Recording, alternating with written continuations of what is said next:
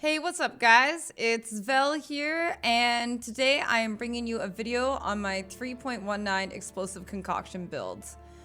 If anybody isn't familiar with Explosive Concoction, it's a skill that allows you to use your flask like a weapon. 60% of your damage is fire, and if you use a topaz flask and a sapphire flask, you'll gain an additional 20% damage as lightning and 20% damage as cold. It's also one of the few skills in the game that's shotgun. Shotgunning is if you have multiple projectiles in an attack, it will allow all of them to do damage to the same target, which normally they do not allow you to do. So Explosive Concoction can go hit or ignite, but my version is hit. And you basically just toss your flasks. It feels really satisfying. This particular skill gains most of its power off of gem levels and keeping up with your flask sustain, your topaz and sapphire flasks. I found what was best for flask sustain after a lot of testing of it was still the 3 charges when hit over the 65% recovery. Mainly, the 3 charges for bossing felt so much smoother, and when it came to mapping, it really didn't matter which one you had. My build starts as a Scion, and for our ascendancies, we'll be doing normal lab. You're gonna be going into the ranger section.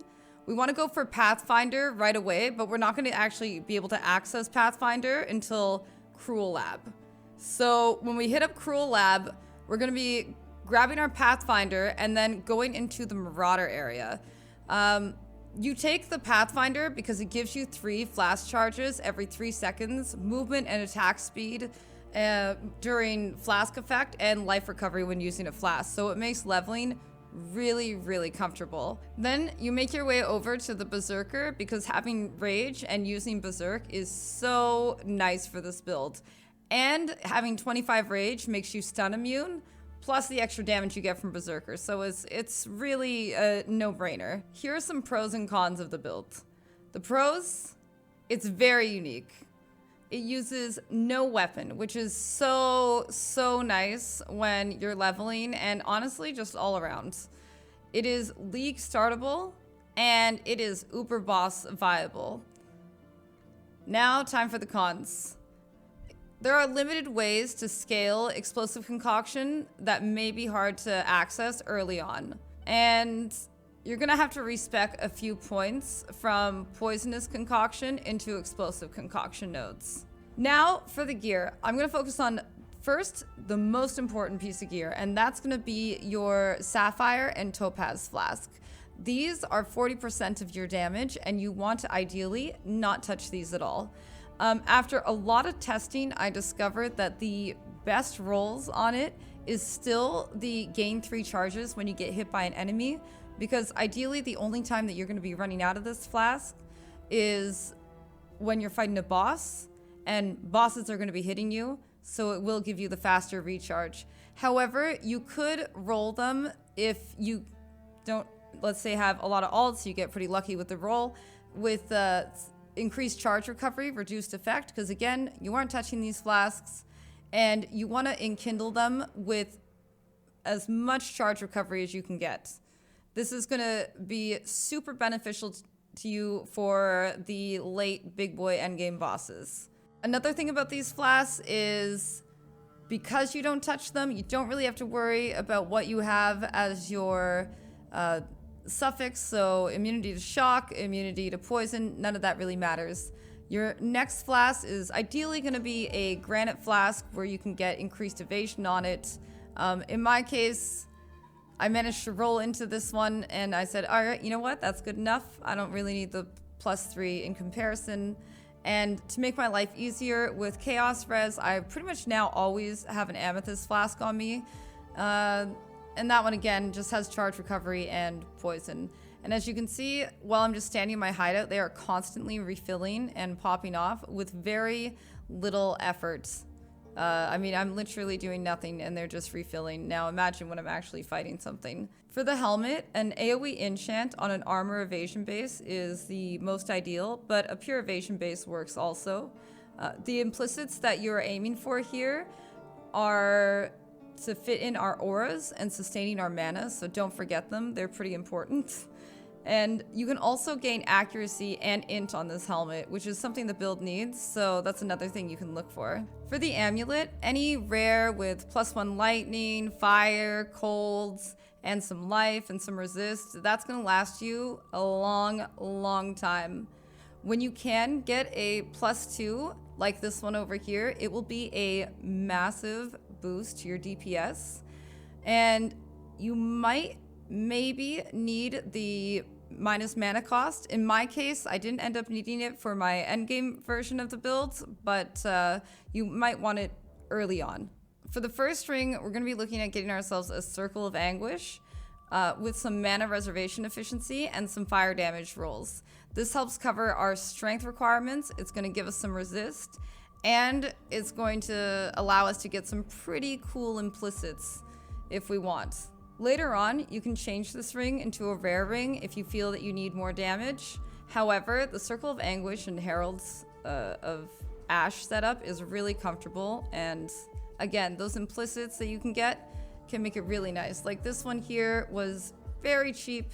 It cost me, I think at the time, you know, first week in the league, like 30C, attack speed, elemental damage with attack skills, and I honestly just never changed it. It just worked out.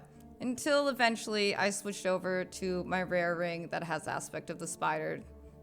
The second ring is a great place to grab a resist or two and cover your accuracy and int requirements. Make sure that you have your open prefix on it so you can get the minus mana craft and percent elemental damage if you can actually find it. For the body armor, this build wears a Skin of the Lords with elemental overload. In the early phases of the build, we're going to be wearing a Skin of the Loyal, and you're going to have to path over to elemental overload. But once you get this on, you can take all of that left half of the tree out, like what's shown in the endgame POB, and you can either use inspiration or greater multiple projectiles depending on the colors.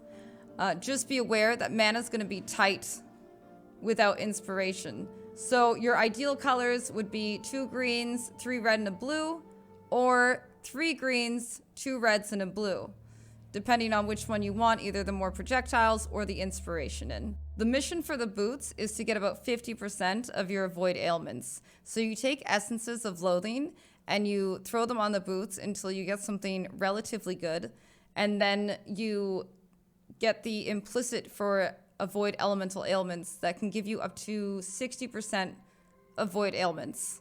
And that is pretty large. You can also get pretty good resists on here as well. Some life and action speed is a really nice DPS boost for us. For the lab enchant, if you can find it, the 10% penetration, if you haven't killed recently, is pretty huge for this build. Pretty huge for the bosses.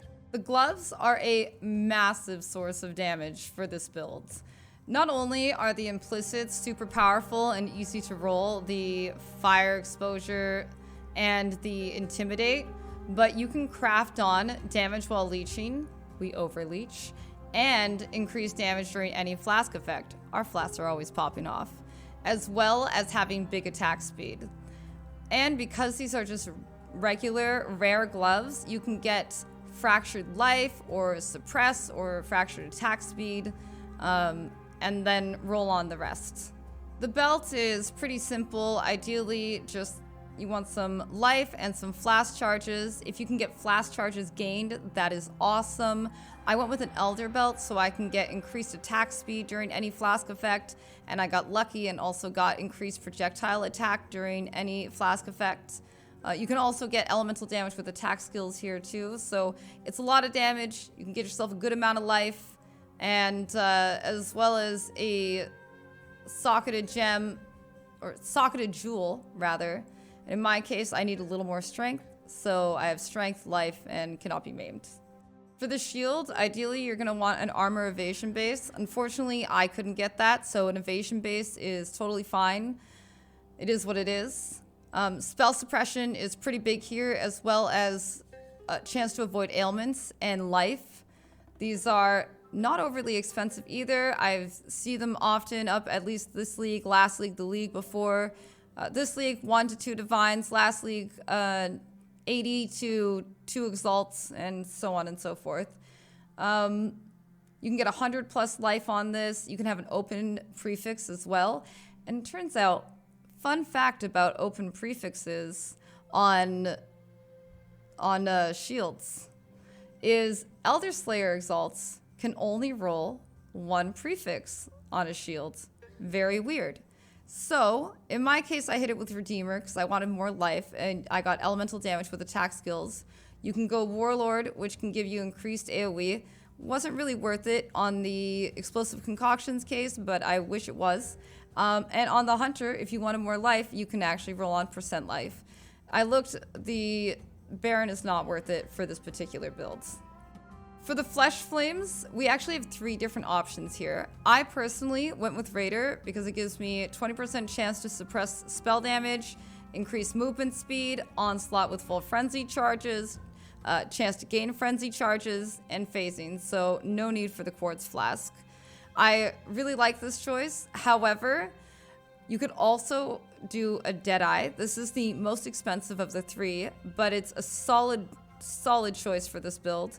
It gives Tailwind, an additional projectile, and remember, our projectile is shotguns, so that's pretty big.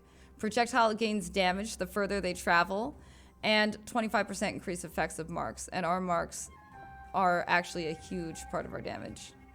The Jug is also a really nice choice. You can get a bunch of accuracy, saving you some effort there. You can't be chilled, you can't be stunned, so you can pop off Berserk as much as you want.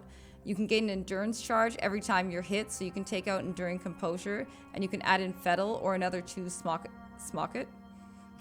Or another 2 Socket Small Cluster.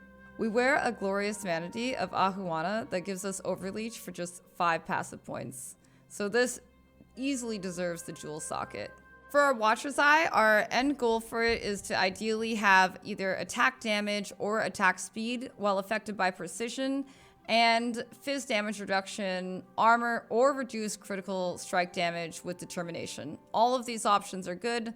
You want 1 defensive, 1 offensive, and it will be a really, really nice jewel to have. The last unique jewel we use is an Impossible Escape that goes over Wind Dancer. It gives us access to a ton of valuable nodes without having to path to them. And it's not really required until you have the Skin of the Lords anyways, so you can put in these points, but it is so worth getting. For the large cluster jewels, we ideally want Advanced Guard, Feed the Fury, and Martial Prowess. Now, Feed the Fury and Martial Prowess are the most important if you can only get the 2, but it's worth upgrading the 3 node later as it helps when you min-max gear. For the medium, we use 3 of the same mediums. They're all Eye to Eye and Repeater. Both of these are really high value nodes and a great place where you can get strength or int or whichever one you need. And for our small nodes, one of them is our Enduring Composure, which gives us the endurance charges every second you've been hit recently. And the other 2 are Fettles, which is 20 life and 10% increased max life. So this build is currently at 4 of 7 Uber bosses, with Maven and Sears on my radar to die, and Exarch I have not even tried yet because I wasn't particularly good at the Exarch fight, so I didn't want to waste a bunch of attempts, but now I've gotten a lot better at it, so I'm going to be giving that a try really soon. The only thing that really needs to happen to do those bosses is making sure that you have the right flask for the job. So like when you need cold flasks for, let's say, Maven or Uber Eater, make sure to bring an extra cold flask so you can actually hit. Make sure to bring a lightning flask to Eater, for example. Things like that. But she is absolutely a beast. She can tank a good amount of hits, and she is a top build of mine. One that I mean, she's level 99 for me right now because I just greatly enjoy playing her. I hope you guys all enjoyed this video. Maybe you check out the build. Let me know in the comments below how it's going, if you liked it, if you didn't like it, if you're planning to try it out. Maybe your own tweaks to it if you've already tried it. If you've made it all the way to the end, be sure to subscribe. It's totally free and you can check out when my new videos come up. and I will see you all later.